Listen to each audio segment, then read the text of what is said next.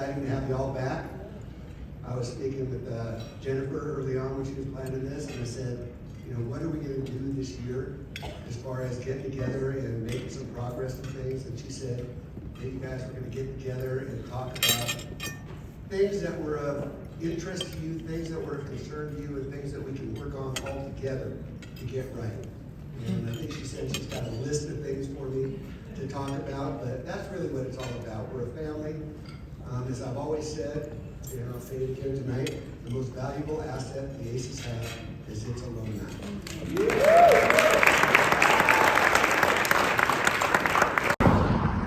So y'all, Las Vegas is just different.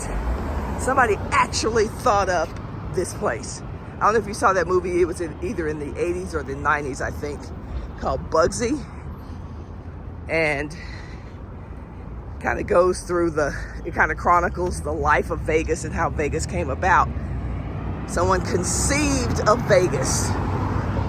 Incredible. But anyway, I'm in Vegas, and I'm in Vegas for the annual Aces Alum Weekend. And this is when owner Mark Davis flies in all of the players who have played in the lineage of the Las Vegas Aces. So a little herstory for you. So in the inaugural season of the WNBA, there was a team called the Utah Stars. I actually played on that team the year after I played for the Houston Comets on their first WNBA championship team. And went to Utah my second season. And then shortly after that, the Utah Stars disbanded.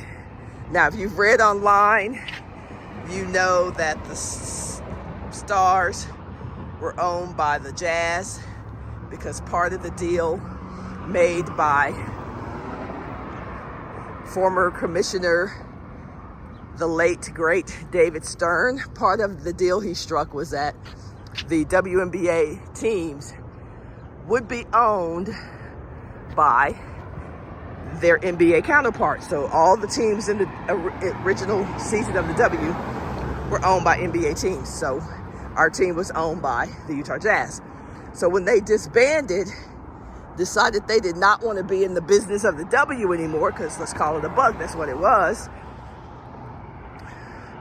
The San Antonio Spurs bought the Utah Stars. So it became the Utah Stars. The Utah Stars became the San Antonio Stars. Tracking with me? I know it may be loud because of the cars, but hang in there, people. All right, so yes. So then they stayed in the city of San Antonio for double-digit years. It was either 14 or 17. I'm walking. I don't have time to stop here on the spot and do the research, but you can look it up. It was either 14 or 17 years. I think it was 17. They were the San Antonio Silver Stars. And as you know, the head coach of the Las Vegas Aces actually was Becky Hammond. Well, is Becky Hammond, and played on the Silver Stars team, along with a lot of amazing players who played in the Utah Stars organization, who then went to San Antonio and became a star in many ways and one. All right, so Adrian Goodson, Jennifer Azzi, Natalie Williams, like it was just a fantastic team in Utah after I left. Well, it was a fantastic team when I was there as well. Chantel Trematier, Dina Head, Tammy Reese. These are my fellow starters when we were at the Utah Stars. Wendy Palmer, Margot Dudek. It was a really great team. So it was the making of something amazing. And then when they went to San Antonio, it became even more amazing. All right?